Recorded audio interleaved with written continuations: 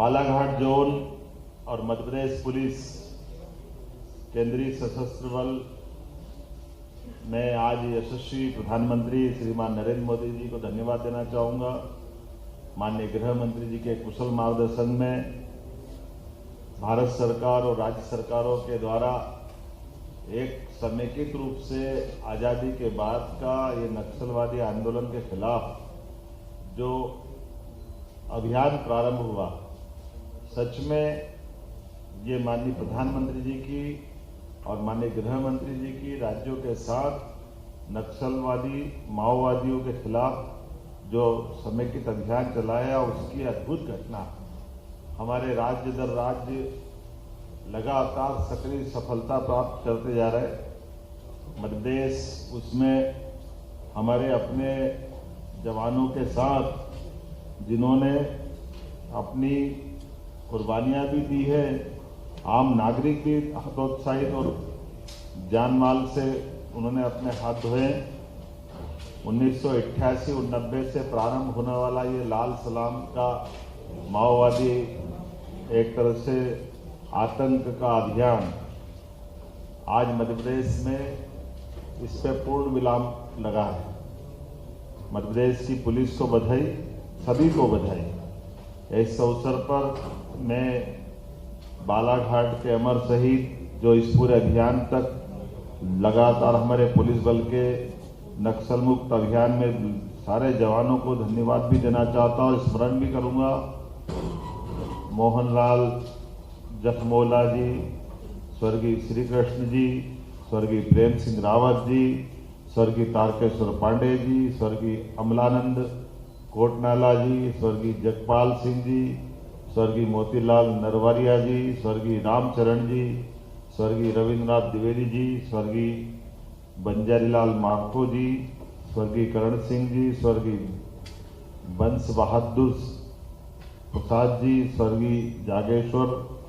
प्रसाद पांडे जी, स्वर्गीय कन्हैयालाल जी, स्वर्गीय गंगा प्रसाद मिश्रा जी, स्वर्गीय देवेंद्र कुमार जी, स्वर्गीय बैजनाथ सिंह परिहार जी, स्वर्गीय रमेश कुमार पांडे जी, स्वर्गीय राजेंद्र प्रसाद दुबे जी, लल्लू लाल कोल जी, शिव कुमार परते जी, बिहारी लाल श्रीवास जी, श्री हनुमंत सिंह जी, श्री फूल सिंह कुमरे जी, स्वर्गीय अर्जुन सिंह यादव जी, स्वर्गीय कृष्णा बाबू जी, स्वर्गीय मुन्नालाल बिसेन जी, स्वर्गीय रूप नारायण बंसल जी, स्वर्गीय दंगल सिंह ठाकुर जी, स्वर्गीय जगदीश दवंडे जी, स्वर्गीय जीत सिंह टेकाम, स्वर्गीय छन्नूलाल बिसेन, स्वर्गीय रोदनलाल पटले, स्वर्गीय रक्षित शुक्ला जी, स्वर्गीय कोमल प्रसाद चौधरी जी, स्वर्गीय राजेंद्र प्रसाद उपाध्याय जी, स्वर्गीय हरीश चंद्र रहांग डाले और अभी अभी जिनके लिए हमने सबने हमारे मन में जिसका कष्ट भी है और गर्व भी है,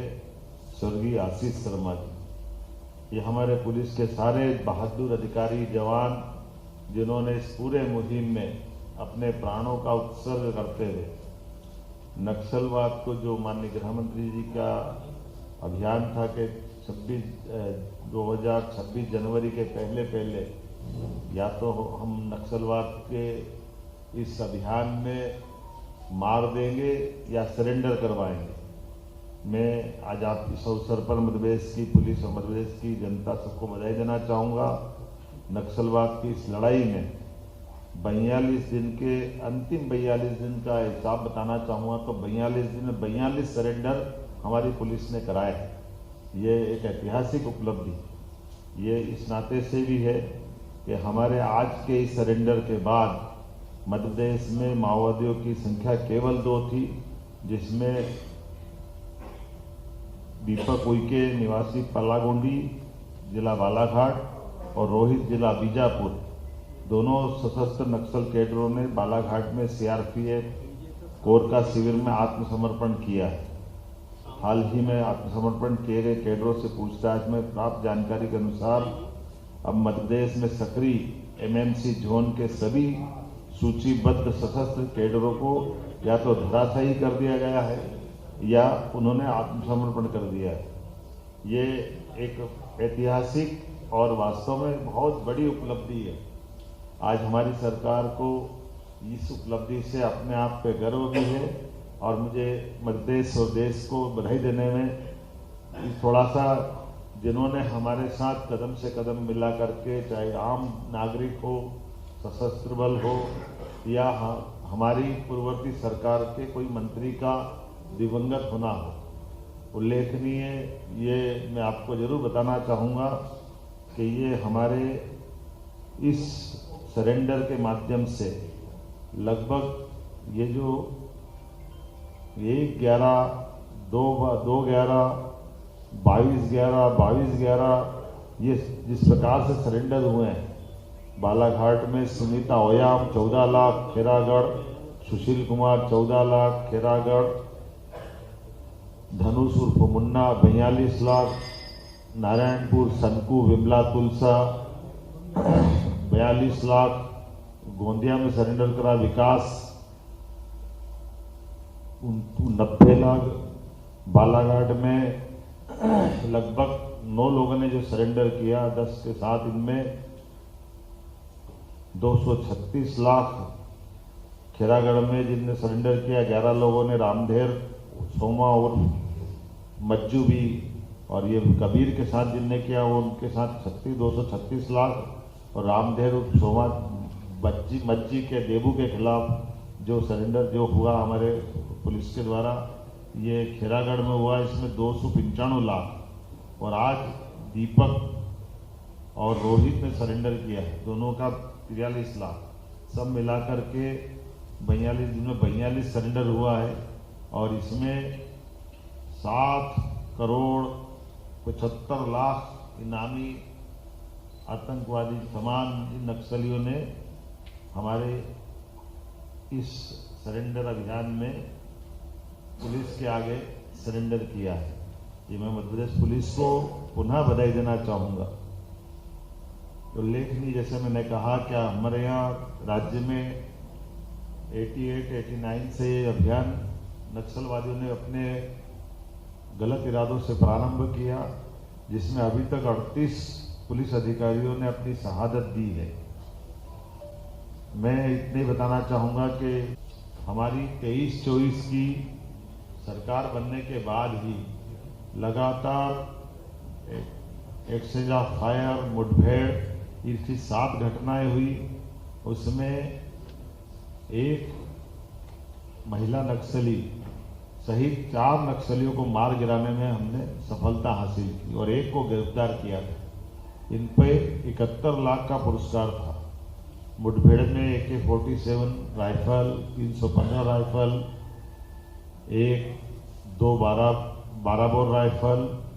सिंगल शॉट राइफल, ऐसे कई हथियार बरामद हुए। वर्ष 2025 में मुठभेड़ और एक्सचेंज ऑफ फायर की 10 घटनाएं हुई। मुठभेड़ों में ACM स्तर के 10 नक्सली मारे गए। यह संख्या किसी भी एक वर्ष में मारे गए माओवादियों की सर्वाधिक। ACM स्तर के 10 नक्सलियों को मारना एक साल के अंदर, मैं बस वास्तव में पुलिस को बधाई देना चाहूँगा, जिन पर 1.46 करोड़ का इनाम था।